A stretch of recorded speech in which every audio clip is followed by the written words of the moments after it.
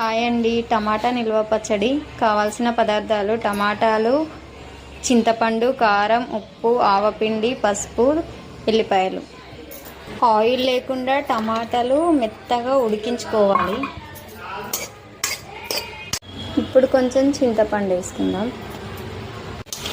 ఇలా మెత్తగా ఉడకంగానే బంద్ చేసుకోవాలి. టమాటాలు చల్లగా అయినాక ఇందులో వేసుకోవాలి.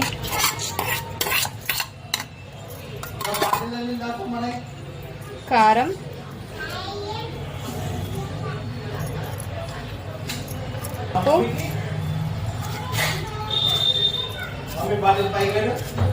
పసుపు,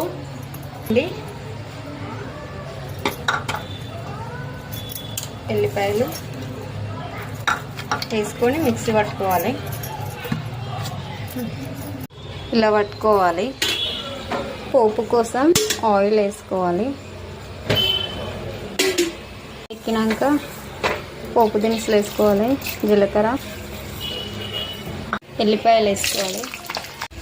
ఎండుమిర్చి, కరివేపాకు వేసుకోవాలి. వేసుకోవాలి.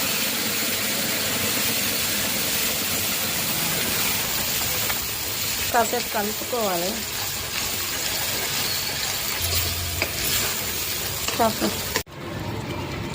ఒక 10 నిమిషాలు అయినాక స్టవ్ బంద్ చేసుకోవాలి. టమాటా నిల్వ పచ్చడి రెడీ.